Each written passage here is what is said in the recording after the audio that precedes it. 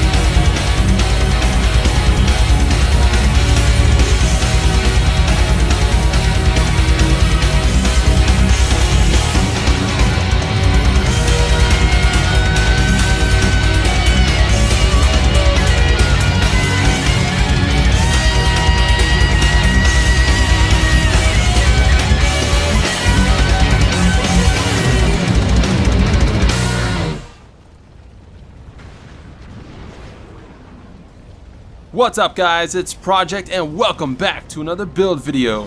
Since patch 1.10 was released, they buffed Night Rain for sword, so this is a sword build in an attempt to make full damage of that amongst normal sword play, trying to squeeze as much damage as possible for it.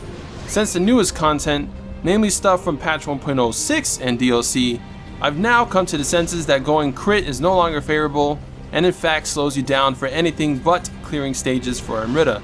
And Sonata's final blow damage is also redundant, so this build is also an evolution to Nippon Steel.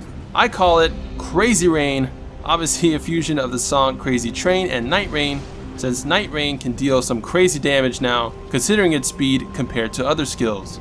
For gear, I chose Full Kingos, which gives us the most damage you can get in 5 slots, insane final blow damage, as well as giving our normal attacks, namely that juicy high stance strong attack, great damage for quick back kills on normal stuff. It's the only set you should rock for sword if damage is your main concern.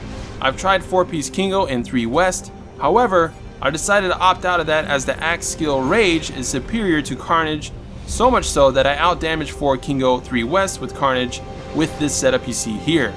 And since going through your inventory to pop out an axe is annoying, I decided to include it in the setup permanently. So you want a Gozu Tenna's axe. Stats don't matter, however you can try for skill effect extended, Rage, like you see here. On armor you want attack on all of them.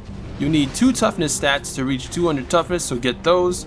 Copy the stats you see here, and for sure get the bonus from Amrita Absorption attack on your helm. For range weapons you get the usual West Wing combo for damage reduction, Agility A on primary. I tried equipment weight damage bonus but it was worse, so you do want agility.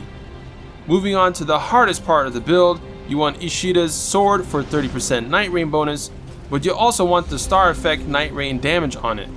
You can obtain this by forging these swords, but this is what makes it hard, since you want 6 stats non-inheritable, so you can inherit a 7th stat from another weapon via soul matching. The max is 25% at max fam for EI and Night Rain, so aim for 90% or higher at 0 if you can. You can't get both EI and Night Rain together, I don't think, so don't try for it. Other stats are the usual: final blow damage, change to attack, weakened torso armor is also great to have. For your main damage stat, you're going to want close combat damage 20%. The reason I say this is the build's rather weak if you don't hit from behind, so while this attack from behind stat will give you the most damage, for normal enemies it's better to lose that small advantage for 20% damage from anywhere. And finally, for your charms you want yokai close combat damage 40% or higher on both. Rest of the stats aren't too important, so just pick the best you can find. For stats, you're going to want to copy these, get everything else before you start pumping it into your 3 main damage stats. The build can be done 100 levels lower, but there's no point showing a half-done build in an end game where there's nothing to do but max out. And the difference is minimal anyways, as going from 49 skill to 99 gave a grand total of 90 attack, which barely made a difference at all despite being 50 levels higher. Getting straight to 99 from here gives 126 attack at level 370, and the rest you put into body for more life. For spirit, I chose Best Bird as main, just like Nippon. It gives you buffs depending on which stance you absorb Amrita from, high stance being the main goal, giving you a 45% attack boost, and you can have the other buffs all up at once at the same time as well. You also get yokai damage reduction, elemental damage, and extend elemental effect, which is why I have an elemental talisman.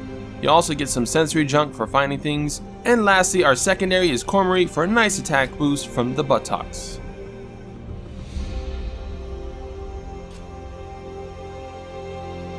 For clan, I chose Kuroda. Just like Raijin, this build has a lot of buff icons, including the buff birds, so we max out the damage at 5 buffs I believe. Kuroda gives the most damage out of all the clans. Hana's a nice alternative though, as it provides some defense sometimes.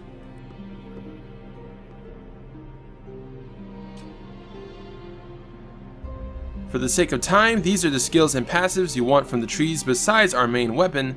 Feel free to pause the video here to get everything you need.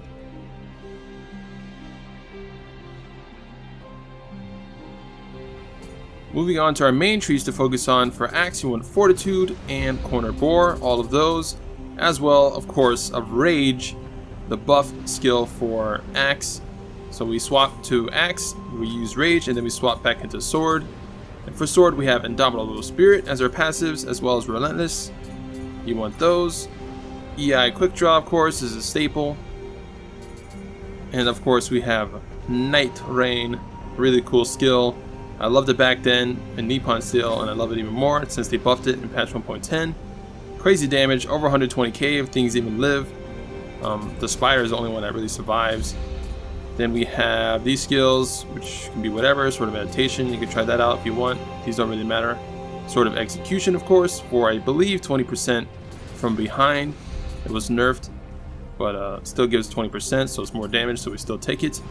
Then, of course, we have Water Sword. Haze was nerfed. A lot of stuff was nerfed. Water Sword is my go-to parry for sword now. It's really nice. Does pretty decent damage if you hit from behind. We have Leaf Guide. Of course, you have Haze still. If you want to use it, you do get an attack buff when you do it. I'm not sure if it replaces any of our buffs though. And of course, we have Back Wave. Now, this is more for skillful players. However, this is the best parry for sword now. It's a really nice skill, but the timing is tricky. So if you can do it, then good for you. And the rest of the points you have put into melee mastery for more damage.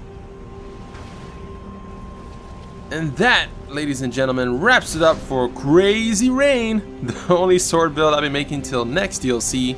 Sword sucks at crowd control, but considering endgame has devolved to just beating bosses 1v1 or selective red enemies, this build does that crazy good. What a loser. Remember to check the description for more in-depth details on the build. By the way, guys, 6K sub hype! Thank you guys so much for the support. I know a couple of you have talked about helping me directly through donations, and I'm thinking about setting up a Patreon for those people that want to help the channel grow, but I'll make a separate video about that later. The next build for Neo is the Axe Spear Damage Hybrid build, so look forward to that. Also guys, let me know what some other games you'd like to see me play on this channel in the future. But until then, leave a like if you enjoyed the video, comment down below with any questions, and subscribe for more Neo epicness.